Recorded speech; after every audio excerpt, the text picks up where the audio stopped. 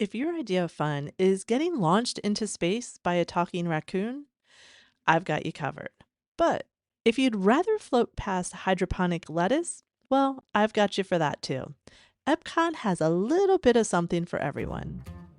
Welcome to Pop Culture Passport, your ultimate guide to quirky and cool destinations across the US. I'm your host, Beth Scalacci, aka the Roman Yeti, here to help you dive into the world of theme parks, uncover film and TV locations, and explore quirky museums, roadside attractions, and legendary venues that capture the heart and soul of this unique country. So grab your pop culture passport and let's discover destinations that resonate with your interest, not just with what's trending on social media. Are you ready? Let's roam! Welcome back. While some parks are getting ready for big changes, Epcot is coming out of some significant changes and transformations. So, today we're going to talk about what Epcot is like in 2025, or at least what my experience was in January of 2025. And we'll explore all the thrills and chill things to do in the park. I mean, the vibes alone are enough reason to visit Epcot, but I'm going to dive into some other reasons. Now, as we know, Epcot stands for Experimental Prototype Community of Tomorrow, and it was the second park that opened at Walt Disney World on October 1st, 1982. Now, as far as getting to the park, there are a few ways to do it. You can, of course, drive and park there. There is a monorail from the TTC and monorail from Magic Kingdom. There are buses from the resorts, Skyliner from some of the resorts and Hollywood studios, and you can walk from the Boardwalk hotels and Hollywood studios, and you can even take a boat from Boardwalk hotels and Hollywood studios. The reason I love the Boardwalk hotels so much. Now, Epcot is usually associated with whatever festival is going on at the time of year you're there, and each of these festivals is fun and unique. Um, I discussed a few weeks ago our experience at the Festival of the Arts, which still is my favorite festival. There's actually now sort of this rare window in the summer that has no festival. And I've actually heard people dub it as Naked Epcot, and I don't know why that makes me laugh so hard, but it really does. The 2025 Epcot festivals, of course, we just finished the Festival of the Arts. Flower and Garden is going on right now. In August, Food and Wine starts, and then late November, the Festival of the Holidays. So pick your festival or pick to go when there's none. You have a lot of options there. So, we're going to take a walk around the park like I like to do, and we're going to discuss sort of what rides and attractions are currently there, what may be different this year in 2025, and it's sort of like what I like to do, as well as what my husband John likes to do. So, I have to say that the lands, how they have them laid out now, are not quite as contained and easy to just sort of walk in a circle like those in Magic Kingdom. Um, just with the changes and the additions, they sort of crack me up how they they connect these all. But we're gonna start in World Celebration, and the rides and attractions here are Spaceship Earth when you walk in. There's the new Mickey and Meet Mickey and Friends area, and then World Celebration also now includes Journey of into Imagination with Figment and the Disney and Pixar Short Film Festival.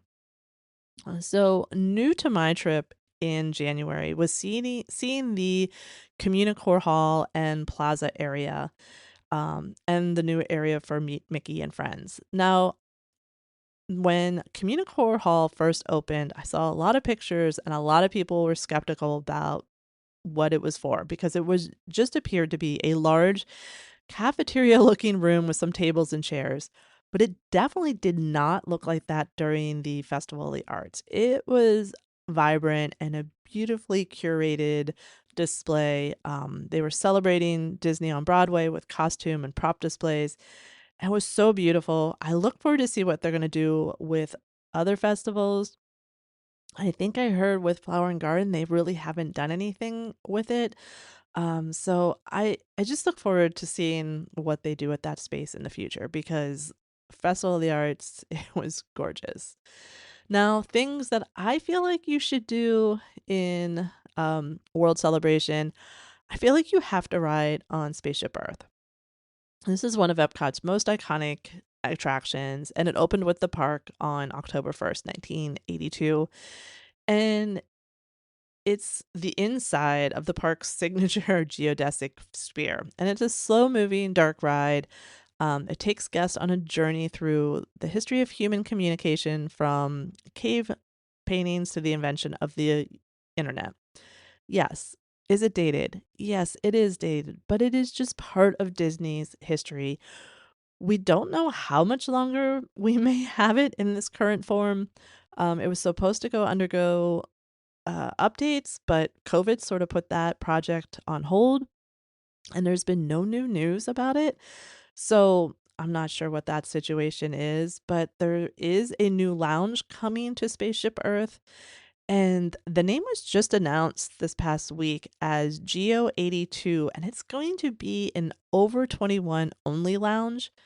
At least at opening, it's going to require reservations similar to the 220 lounge. Space 220 Lounge.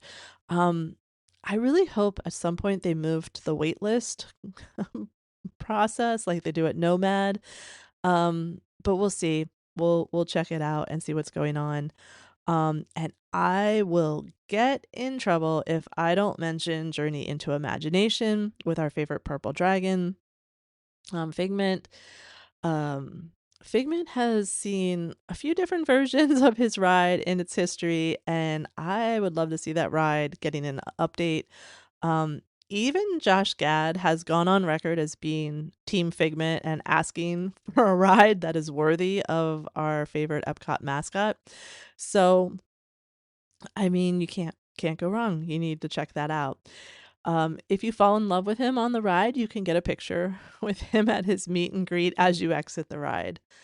The next area we're going to go into is World Discovery. And this would be what I'm going to call the thrill park, the thrill ride part of the park. Over here, you'll find Guardians of the Galaxy Cosmic Rewind. And it's Epcot's first story driven roller coaster, and features a reverse launch and rotating ride vehicles. Actually, I believe it's Disney's first story driven roller coaster.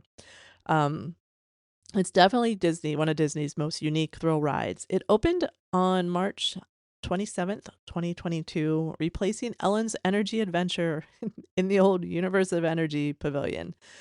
In World Discovery, you can also find Mission Space, which is a simulated spaceflight attraction.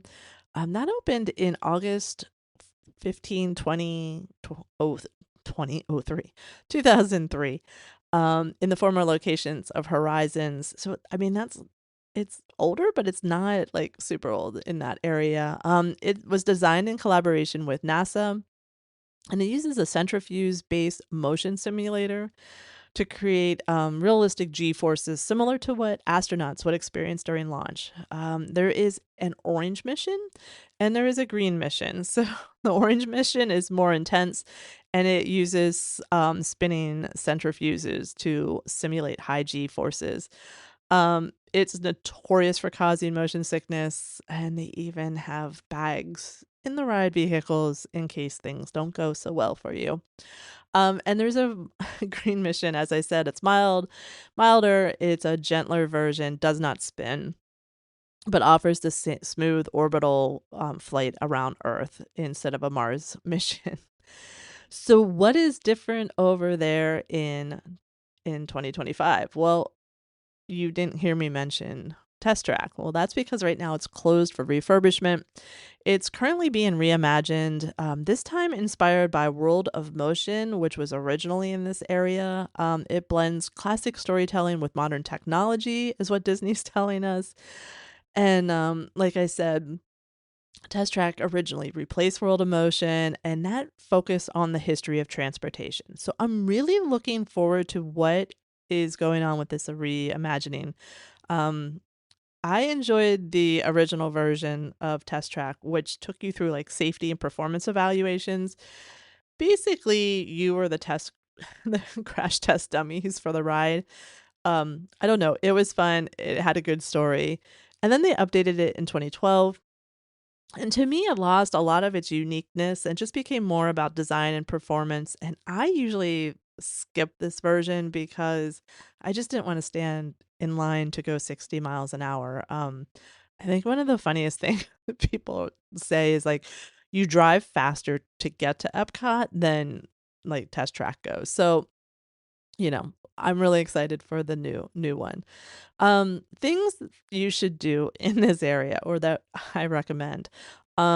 If you love thrill rides, like I said, this is your section of the park. The Guardians ride is one of my husband's favorite park rides. And I have to be honest, I strapped on one of those motion sickness bands and I gave it a try. Nope, absolutely not. I was fine until I wasn't fine.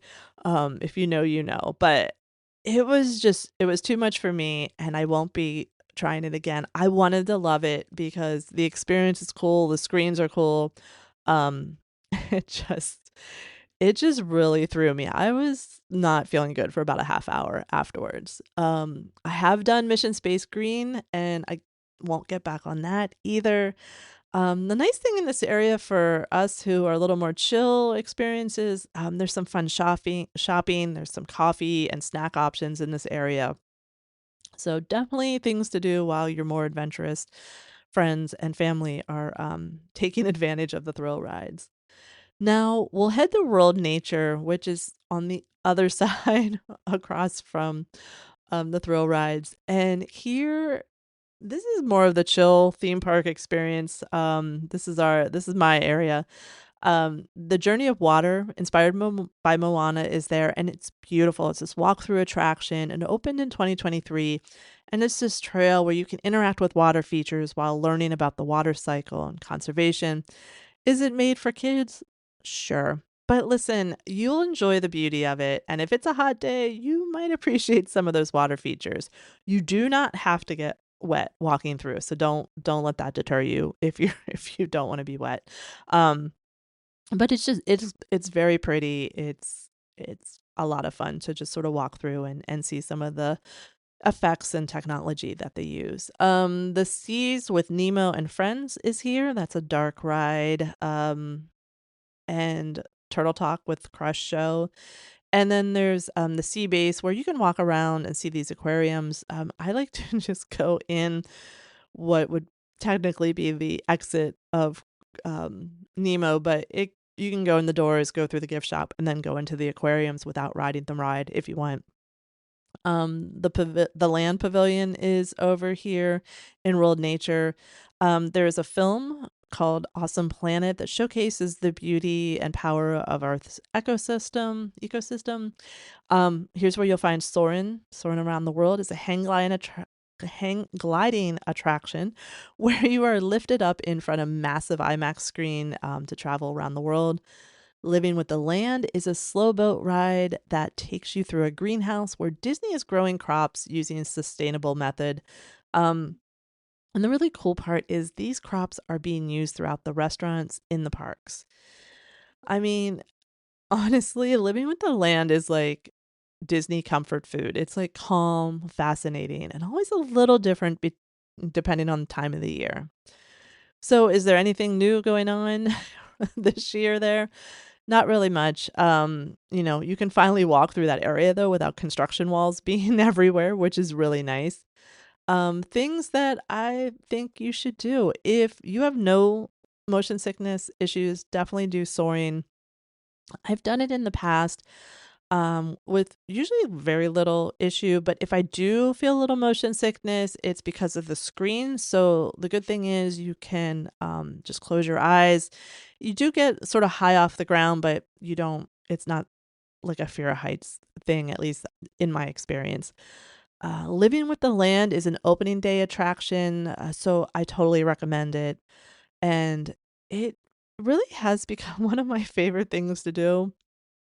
There's just something new to see, and it's just really fascinating to just see all the different veggies and fruit and things that are growing and, how they do it all.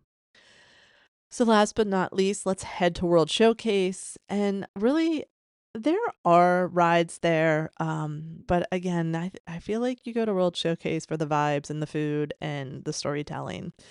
But there definitely are a few rides that you don't want to miss. Overall attractions there in Mexico, Grand Fiesta Tour, starring the Three Caballeros, is a boat ride that's based on the 1944 movie, The Three Caballeros. They just recently did an update to this ride. We did not. It was closed when we were there in January, but they did an update. Apparently, there's really pretty new screens and some other details. So I'm really looking forward to seeing what those updates look like. You go to Norway and you can ride Frozen Ever After, which is another boat ride, and it takes you on an adventure with Anna and Elsa and Olaf. And it's the same ride vehicle from Maelstrom. It's very popular. Often the lines are going all the way over through to China. China has a Circle Vision movie, Reflections of China. America has The American Adventure, which is a show with film, music, and animatronics. France has their cinema, and depending on timing, you can either see Beauty and the Beast sing along or Impressions de France, which is a film. France also has Remy's Ratatouille Adventure, which is a trackless ride featuring our favorite chef who just happens to be a rat, and one of my favorite rides in Disney parks. Canada has Far and Wide in Circle Vision 360. If you are motion sickness oriented, these circle visions can be a little tough. So just keep that in mind. Give it a try. See how it goes.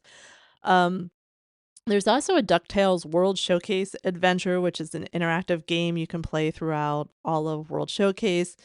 You know, if you just need a little something extra to get involved with and spend time, it's a great, great little game to do.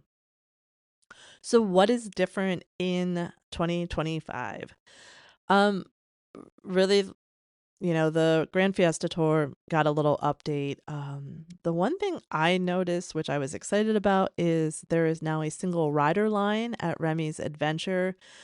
Um, so that was good. I saw a few people try to abuse that, but overall, it's exciting that they have that. We did that in Disneyland Paris, and that single rider line was short. This one here in Epcot was a little longer, we noticed this year. Things that, I think are worth doing in World Showcase. The Grand Fiesta Tour is nostalgic and almost always has a short line. Um, I love trackless rides, so Remy is a must do for me, even if I may need to close my eyes from time to time. During little motion sickness depends on just sort of the movement of the cars.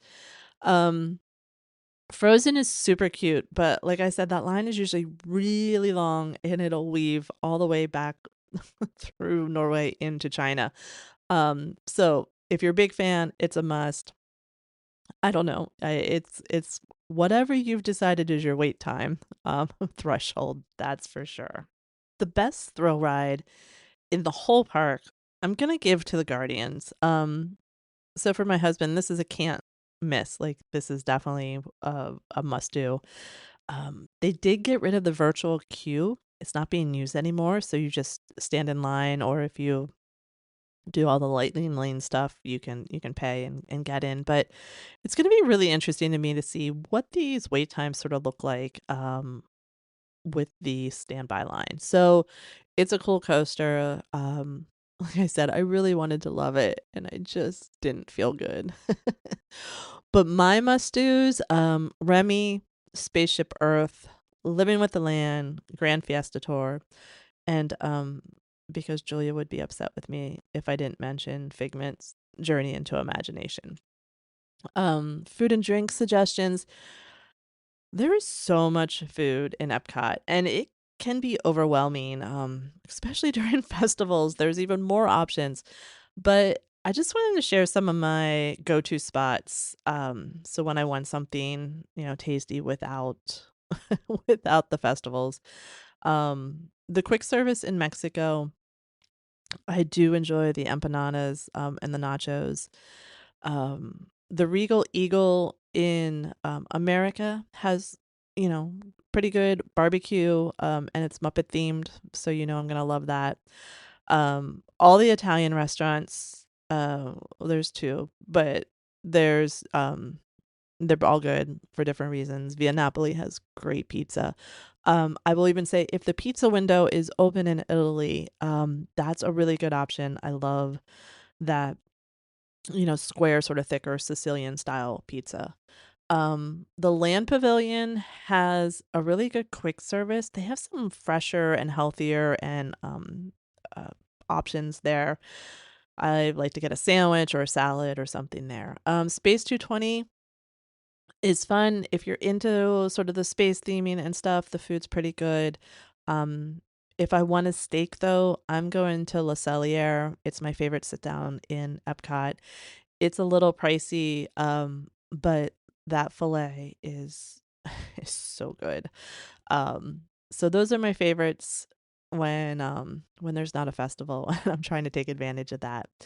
If you are going during a festival, try to schedule your Epcot days for the weekdays, just to help avoid the crowds a little bit.